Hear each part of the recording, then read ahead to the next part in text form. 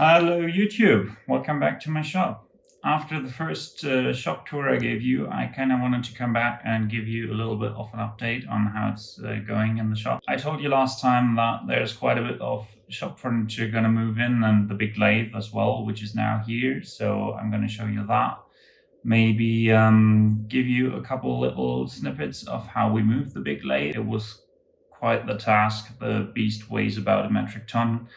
And I needed the help of my dad and a friend to move it around. And luckily, we had somebody with heavy equipment help us out with loading and unloading the machine. Yeah, that's the thing. Another thing I would like to show you is, you can maybe already see it. I altered the design of my apron a little bit. I want to show you some things I did to my vise, and yeah. I think I'm going to show you around. So here she is. This is my big lathe. It used to be an old spinning lathe, so stuff like lampshades used to be made on this. It's roughly from the 1970s, I think. Weighs, as I said, about a metric ton, and everything on it is heavy duty. She can swing about a bowl roughly 75 to 80 centimeters in diameter. Will take the load no problem. If she's bolted down to the ground, she won't wobble at all. I've tried that before. She has a variable drive, 2 gears, so we can basically adjust the speed infinitely from, I think, roughly 60 RPMs to about 3000. But at some point the spindle gets kind of warm, so I kind of try to keep her down in the lower speeds, just to don't stress the I don't know how old bearings they are in there, because I certainly don't want to change anything on that now. I've got a big coring attachment for it, so if I turn fresh bolts, I'm not wasting the inside of the piece of wood. I can make 5 or 6 bolts out of one big piece of wood, which is really nice and came in really handy. I don't know if I'm gonna be able to set it up anytime soon, because I've got so many ready to turn bolts laying around in the shop and clogging everything up that I don't really need to add any wet bolts as of right now.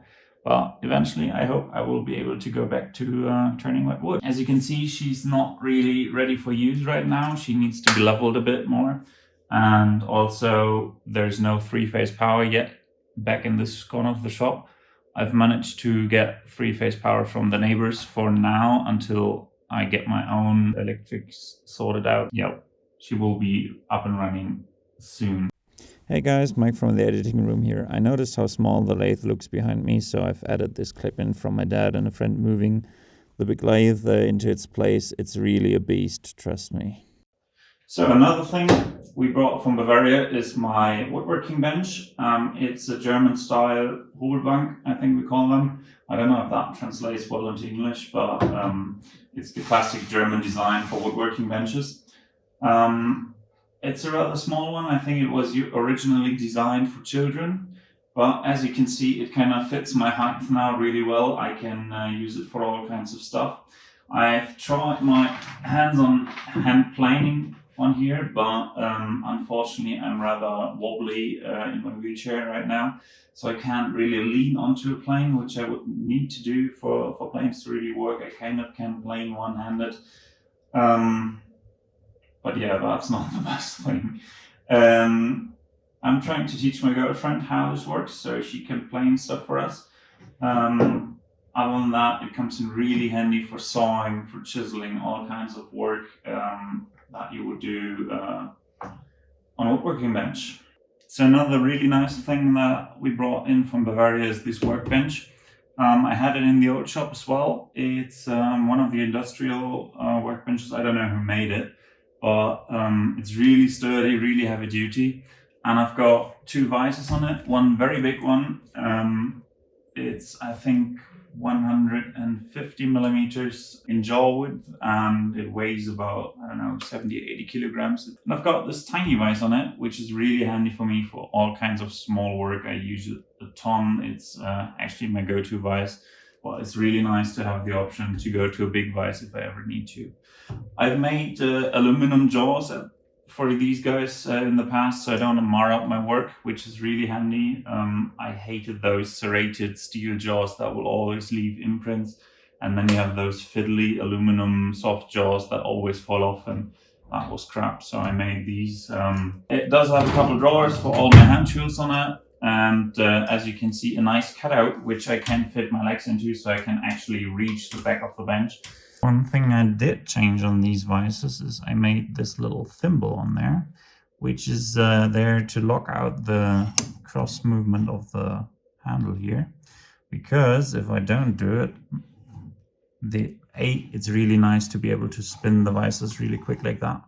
And B, they always keep hitting me here on my legs. Right now I'm sitting kind of well balanced, but these always hit me in the leg. And I did the same thing on the big vise there as well in the front. You see? And on the big vise, it really is a problem that I kept hitting myself with the handle. So this is one of the first projects I made on the lathe, and I'm really happy with how it turned out. They lock quite nicely, and then you can spin it really quick. Now, another thing I wanted to talk about is the pockets I added to my apron. Due to being in the workshop, wheelchair, I cannot really just run over quickly somewhere and grab something, or it rather becomes really annoying because I have to undo the brakes, turn around, go somewhere, pick up something up, you know. So it became quite a hassle that I was always looking for things like my pencil, a tiny screwdriver, or whatever it was. So I have added the most important things I would like to carry around all the time. I used to have some of them always sitting in my lap here, but that really becomes cluttered really quickly, and also it kind of tends to collect chips, which I wasn't too happy about. So I've added these leather pockets. I just sewed them on with an old sewing machine. I unfortunately didn't take any footage of that. It was a bit not too easy with my ginormous fingers, I have to say. But it turned out quite nicely, I think. And now I've got a pair of a pair of tweezers on me, my scale, a pencil, a little flashlight, a Sharpie, and a tiny screwdriver. So, and I've got some space if I want to add anything else in here, maybe my safety glasses or something like that. So that has come in really handy so far. I've used it only a little bit, but I really like it. So one thing I would like to show you today is how we build a wall-mounted storage solution for all the wood turning tools. Right now they sit in a box over there, which is really, really annoying. You always have to go through everything. Everything gets dull. It's quite the mess. I hate it. And my girlfriend is going to come over soon, and we're going to start building something that we can hang on the wall there to store all the wood turning tools. Now, I would like to do that myself, but the piece of wood is so big, I really can't handle it myself, so I'm going to need a bit of help there. So we started out by cutting down one bigger piece of Elliot's pine, and then tried to make it into strips, which of course didn't fit because of the big lathe. Then we cut it down into smaller pieces as I needed. I, of course, made a mistake and cut one piece too short, but I could alter the design a bit. Then we started to drill all the holes where the tools go through. I let my girlfriend do it because she wanted to learn how to use the mill drill. And then I opened up a couple of holes for the bigger tools, gave everything a quick sanding, and assembled it. Next, I gave all the corners a bit of a round over, and then we fixed it to the wall. I really can't do that myself because I cannot hold and drill at the same time, but my girlfriend helped me and we got it quite level. All right, so as you can see, we got her done. The wall kind of kicked our butts.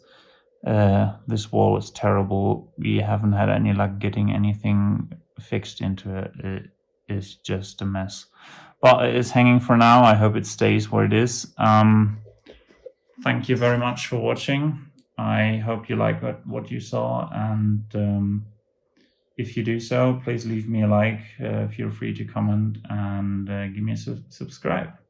See you.